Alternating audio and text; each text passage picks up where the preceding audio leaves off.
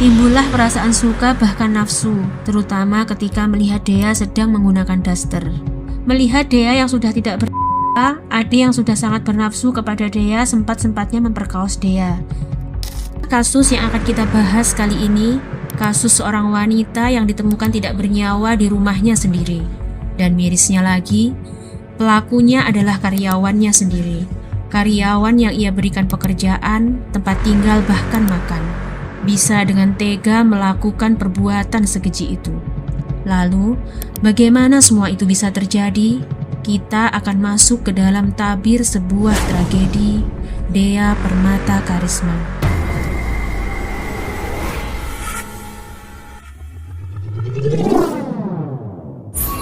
Dea Permata Karisma atau yang biasa dikenal dengan panggilan Dea. Awalnya Dea tinggal bersama dengan keluarganya di kawasan Mandala Jati, Kota Bandung.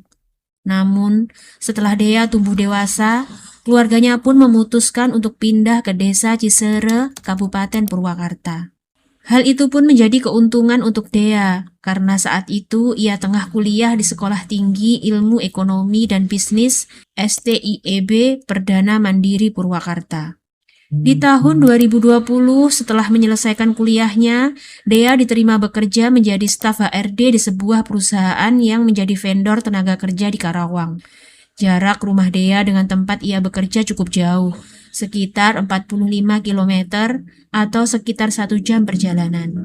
Di mata keluarga, Dea adalah anak yang baik. Bahkan hampir setiap kali Dea pulang bekerja, selalu membawakan jajan untuk adik-adiknya. Sementara di lingkungan tempat tinggalnya, Dea dikenal sebagai sosok yang ramah, bekerja keras dan sering bergaul dengan warga sekitar. Tidak pernah sekalipun Dea terlibat masalah dengan seseorang, karena Dea memang orang yang baik. Sementara itu, karena adik-adik Dea saat itu ada 3 dan cukup membuat ibunya kewalahan mengurus rumah, akhirnya orang tua Dea pun memutuskan untuk mencari ART. Dan didapatkanlah seorang ibu-ibu yang berasal dari Brebes. Dengan keberadaan ART itu pun membuat beban pekerjaan sang ibu berkurang. Terlebih ART itu sangat rajin, rendah hati dan juga sangat jujur, yang membuat seluruh keluarga Dea sangat mempercayai ART itu. Hingga tak lama yang masih di tahun 2020, perusahaan tempat Dea bekerja sempat ada hubungan pekerjaan dengan perusahaan PJT 2 Purwakarta.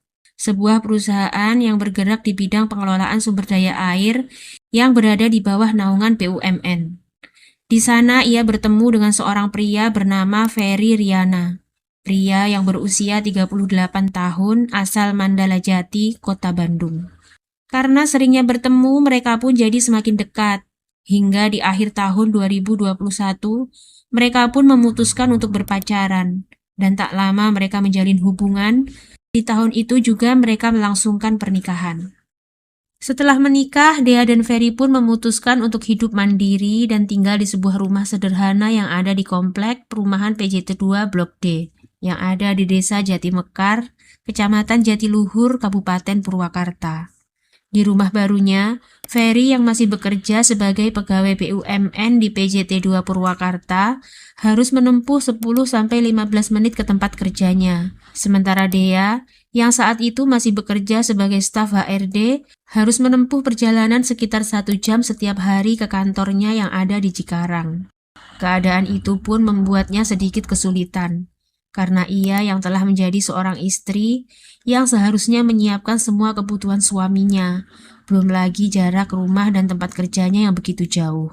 Karena hal itulah, Dea pun memutuskan untuk berhenti bekerja dan fokus membangun keluarga kecilnya bersama Ferry. Keadaan itu pun membuat Dea sedikit jenuh berada di rumah. Dan untuk mengisi waktu kosongnya, Dea mulai membuka usaha kulinernya dengan menjual dimsum secara online. Dan di luar dugaan, ternyata banyak diminati orang, yang mana itu membuat Dea semakin bersemangat, ditambah lagi Ferry suaminya juga sangat mendukung. Karena itulah Dea pun mulai mengembangkan jualannya, yang awalnya online, kini mulai membuka lapak di lingkungan kampus Politeknik Bisnis Purwakarta. Di samping itu, Dea juga sering ikut bazar dan juga event kuliner di Purwakarta untuk memperkenalkan jualannya kepada masyarakat. Dan lagi-lagi di luar dugaan, orderan yang masuk semakin banyak dan itu membuat Dea mulai kewalahan. Karena itulah Dea sempat mengutarakan kepada Ferry akan mencari ART untuk bantu-bantu di rumah dan juga berjualan. Hingga di akhir tahun 2024, Dea dan Ferry yang meski sibuk dengan urusan masing-masing, mereka sempat berkunjung ke rumah orang tua Dea yang ada di desa Cisere yang jaraknya sekitar setengah jam perjalanan dari rumah mereka. Di sana Dea sempat cerita kalau dia saat ini sedang membutuhkan seorang ART untuk membantunya mengurus rumah dan juga usaha kulinernya. Awalnya Dea sempat ingin meminta izin kepada ibunya untuk mengajak ART yang ada di rumah.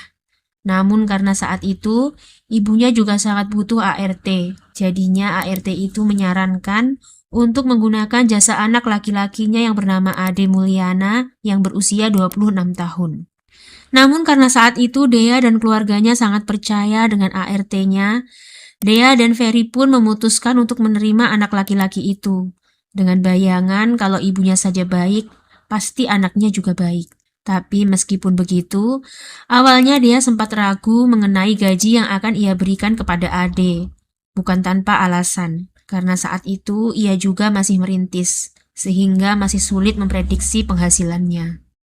Namun karena Ade saat itu tidak mempermasalahkan masalah gaji, asalkan biaya makan, tempat tinggal, rokok dan juga kopinya ditanggung. Setelah itulah dia pun pada akhirnya setuju untuk memperkerjakan Ade di rumahnya. Saat itu, Ade pun mulai mempersiapkan diri dan mengatur jadwal keberangkatannya dari Brebes menuju Purwakarta.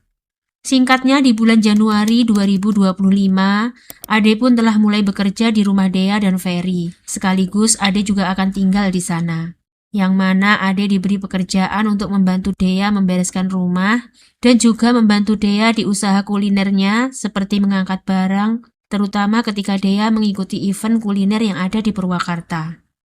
Awalnya semua berjalan dengan lancar karena Ade cukup rajin dan selalu membantu Dea jualan. Bahkan Ferry merasa lebih tenang terutama saat dia meninggalkan istrinya di rumah karena tuntutan pekerjaan. Dari hasil jualannya itu, Dea menggaji Ade sesuai dengan pendapatannya saat itu. Lalu setelah beberapa bulan Ade bekerja, beberapa kali Ade minta izin untuk pulang ke kampung halamannya di Brebes. Di sana Dea dan suaminya pun selalu memberikan izin. Bahkan mereka juga memberikan uang setiap Ade pulang ke kampung. Di samping itu, mereka juga udah nyaman dengan kinerja Ade, karena Ade yang memang tidak pernah mengeluh, ditambah lagi orangnya yang sopan dan jujur. Hal itu pun membuat mereka mulai menganggap Ade seperti keluarganya sendiri. Tidak hanya itu, di bulan September mereka juga berencana akan memberikan Ade sebuah usaha sampingan, agar Ade memiliki pemasukan lain. Namun seperti air susu dibalas air tuba. Sebelum Dea dan Ferry benar-benar mewujudkan keinginannya, sebuah kejadian naas terjadi. Semuanya berawal pada tanggal 7 Juli 2025. Dea yang tiba-tiba mendapat pesan WA dari nomor yang tidak dikenal, di mana dalam pesan itu tertulis, meminta Dea untuk menjauhi Fadel kalau ingin umurnya panjang. Melihat pesan itu tentu membuat Dea takut, hingga ketika Ferry pulang kerja, Dea pun langsung mengadukan mengenai teror sekaligus fitnah dari nomor yang tidak ia kenal. Di sana Dea juga menjelaskan bahwa ia sama sekali tidak memiliki hubungan apapun dengan Fadel. Fadel hanyalah teman saat ia masih bekerja sebagai staf HRD. Dan saat ini, ia sama sekali tidak pernah saling kontak.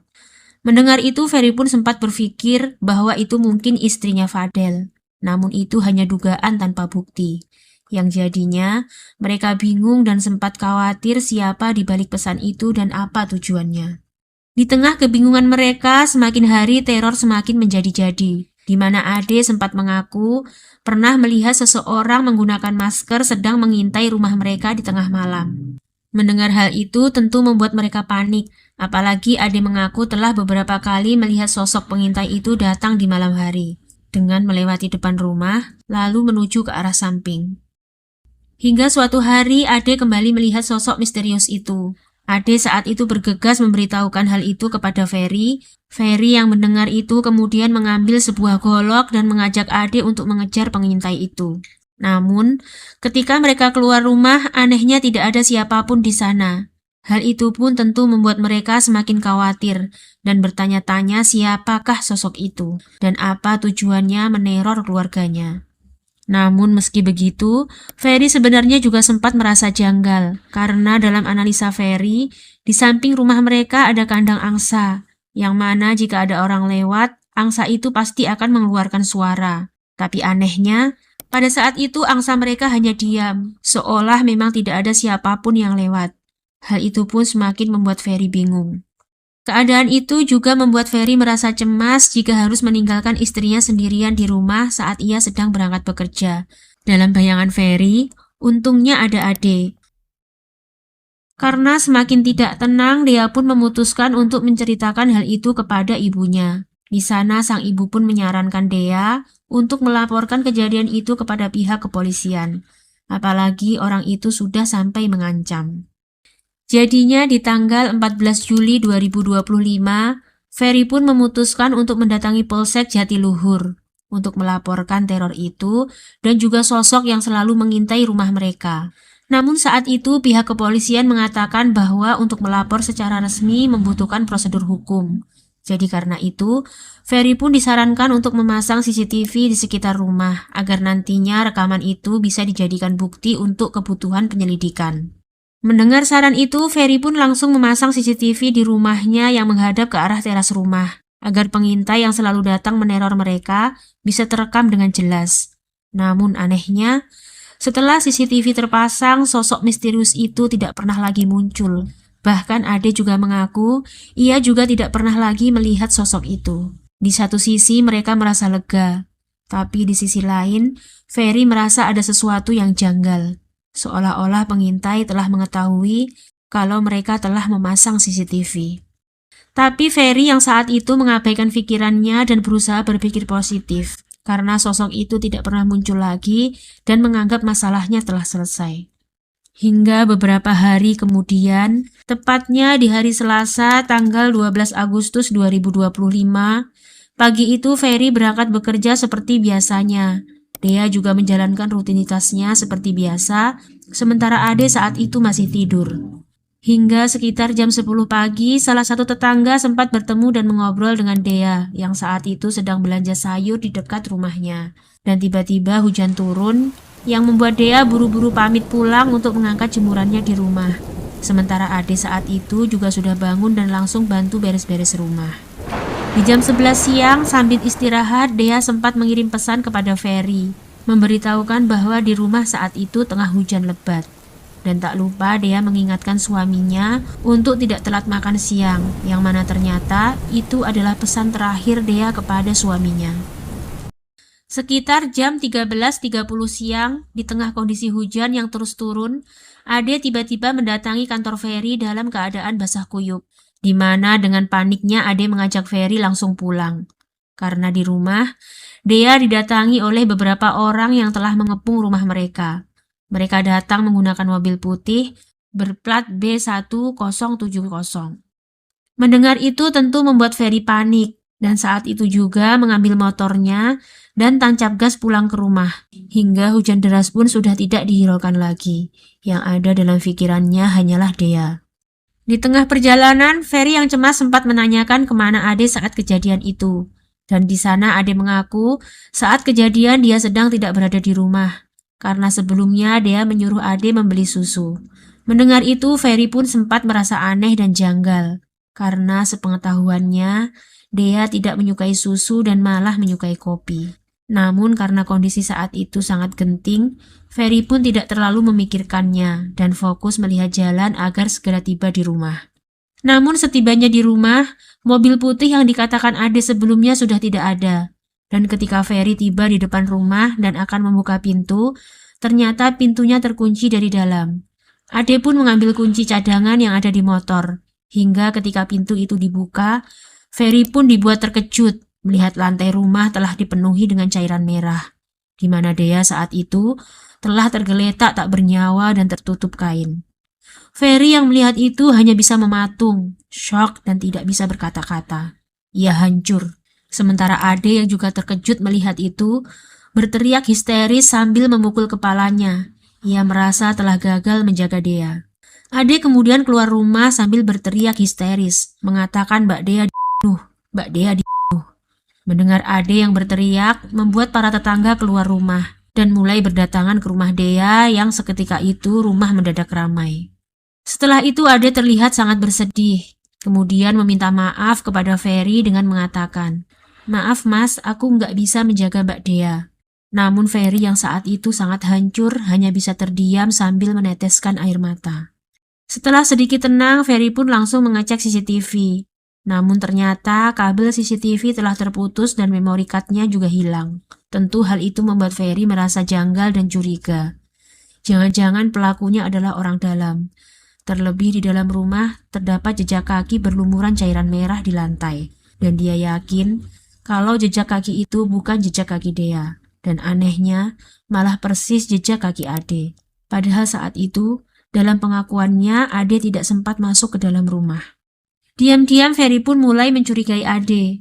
Namun saat itu ia tidak mengutarakannya secara langsung. Hingga tak lama kemudian, pihak kepolisian dan Inavis pun mulai berdatangan dan langsung mengamankan lokasi kejadian dan melakukan olah TKP. Sementara itu keluarga Dea yang baru mendapat kabar seketika kaget. Yang mana saat itu seluruh keluarga datang ke rumah Dea. Hingga sesampainya di sana, mereka semuanya hancur ketika melihat Dea yang meninggal dalam kondisi mengenaskan. Begitupun dengan para tetangga yang juga tidak menyangka kejadian itu akan terjadi. Dea saat itu juga dibawa ke RSUD Banyuasi Purwakarta untuk dilakukan otopsi dan pemeriksaan forensik oleh tim Inavis. Dan setelah dilakukan otopsi, terdapat luka lebar yang terbuka di bagian kepala, wajah, dan dadanya dengan menggunakan benda tumpul dan juga benda tajam. Tak hanya itu, tim forensik juga menemukan adanya bekas roda paksa, yang kuat dugaan jika hal itu sempat dilakukan oleh pelaku terhadap korban. Sementara itu, di tempat kejadian, pihak kepolisian pun mulai mengamankan beberapa barang bukti, berupa CCTV yang kabelnya sudah terputus dan juga jejak kaki yang ada di lantai. Lalu kemudian, pihak kepolisian pun mulai memeriksa beberapa saksi, termasuk Ferry selaku suami dan Ade yang juga pertama kali menemukan Dea di rumah. Di sana Ferry pun mulai menceritakan semuanya, mulai dari adanya teror chat WA yang diterima Dea, yang isinya ancaman untuk menjauhi Fadel sebagai sosok misterius yang mengintai rumah mereka. Karena pengakuan ini, Fadel dan istrinya pun sempat dipanggil oleh pihak kepolisian. Tapi ketika diinterogasi, mereka mengaku jika mereka sama sekali tidak mengetahui tentang kejadian itu. Bahkan mereka juga terkejut dengan adanya teror WA yang membawa-bawa nama Fadel. Sementara Ade saat diinterogasi juga menceritakan mengenai adanya mobil putih dengan plat B1070 di depan rumah. Bahkan ia juga sempat melihat ada 3 orang yang sedang mengepung Dea di rumah. Karena panik, Ade pun langsung mendatangi Ferry ke kantornya, meskipun waktu itu dalam keadaan hujan lebat. Dari pengakuan Ade itulah pihak penyidik malah merasa janggal, karena seharusnya dalam keadaan genting seperti itu, kenapa tidak minta bantuan kepada tetangga dan cukup menghubungi Ferry melalui telepon? Kenapa dia malah mendatangi kantor Ferry yang jaraknya 3,9 km atau sekitar 9-10 menit perjalanan? Pihak kepolisian terus mendalami kasus itu dengan menginterogasi beberapa tetangga dekat Dea, dan di sana lagi-lagi mereka menemukan kejanggalan di mana semua tetangga Dea mengaku tidak ada yang melihat mobil putih yang datang ke rumah Dea dan Ferry. Justru mereka bingung mobil yang mana dan kapan waktunya. Mendengar itu, pihak kepolisian pun semakin curiga kepada Ade, dan mungkin keberadaan mobil itu hanya akal-akalan Ade. Ditambah lagi, menurut pengakuan Ferry, Ade sempat mengaku jika ia disuruh Dea untuk keluar membeli susu, yang padahal Dea sama sekali tidak suka dengan susu. Mendengar hal itu, Ade pun kembali diinterogasi untuk mempertegas kesaksiannya, dan di sana Ade pun mulai kelihatan panik. Ia gugup, bahkan jawabannya pun mulai berubah-ubah. Terlebih ketika pihak kepolisian menemukan jika ukuran jejak kaki di rumah Dea sama dengan jejak kaki milik Ade. Dan setelah didesak lebih dalam lagi, akhirnya Ade pun mengakui semuanya, jika ialah orang yang telah menghabisi dan memperkaos Dea.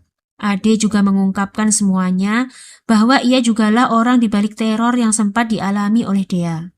Berdasarkan pengakuan Ade, setelah beberapa bulan ia bekerja menjadi ART di rumah Dea dan Ferry, Ade mengaku jika ia sering berduaan dengan Dea karena Ferry tengah bekerja. Dan karena hal itu, timbullah perasaan suka bahkan nafsu, terutama ketika melihat Dea sedang menggunakan daster. Ade yang selalu dibayang-bayangi Dea yang menggunakan daster, akhirnya berniat membuat Dea dan Ferry berantem dengan memunculkan orang ketiga. Bahkan Ade telah menyiapkan 4 nomor provider khusus untuk meneror dan memfitnah Dea, seolah-olah Dea telah berselingkuh dengan salah satu teman kerjanya yang bernama Fadel. Namun faktanya, Ferry yang saat itu mempunyai pikiran dewasa tidak terpancing. Sementara sosok misterius yang dalam cerita Ade terus mengintai rumah Dea dan Ferry, sebenarnya sosok itu tidak pernah ada. Di mana rupanya semua itu cuma rekayasa dari Ade. Karena itulah Ferry sama sekali tidak pernah melihat sosok pengintai itu secara langsung. Hingga di tanggal 12 Agustus 2025, di hari Ade menghabisi Dea, waktu itu setelah Dea selesai mengangkat jemuran. Hujan yang terus turun dengan sangat lebat, Ade nekat masuk ke kamar Dea dengan dalih ingin menagih upah kerjanya sebesar 500.000. Tapi karena Dea tidak merespon, membuat Ade kesal dan langsung mengambil palu untuk menghantam kepala Dea. Namun saat itu Dea masih sadar, yang membuat Ade kembali menghantam Dea dengan palu. Hingga akhirnya Dea menghembuskan nafas terakhir. Melihat Dea yang sudah tidak bernyawa, Ade yang sudah sangat bernafsu kepada Dea sempat-sempatnya memperkaos Dea. Hingga setelah selesai melampiaskan hasratnya, jasad Dea pun ia tutup dengan sebuah kain. Ade yang sadar jika di rumah itu ada CCTV, kemudian bergegas mencabut kabel CCTV, bahkan juga mengambil memory card yang ada di sana. Kemudian mulai berganti baju sebanyak 3 kali, dan bergegas mengambil barang bukti, yaitu palu yang ia gunakan untuk memukul Dea, memory card CCTV dan juga HP milik Dea, yang kemudian ia bawa menuju ke kawasan saluran air yang ada di Bendungan Jatiluhur, Kabupaten Purwakarta. Di sana Ade langsung membuang palu dan memory card, sementara HP dia buang di jembatan Cinangka. Lalu setelah itu barulah Ade mulai bersandiwara dengan mendatangi kantornya Ferry sambil berpura-pura panik dan mengatakan kalau Dea didatangi oleh 3 orang dengan menggunakan mobil putih. Hingga pada akhirnya, polisi pun menetapkan Ade sebagai tersangka, sehingga Ade pun akan dijerat dengan pasal 338 KUHP tentang yang terancam hukuman maksimal penjara seumur hidup.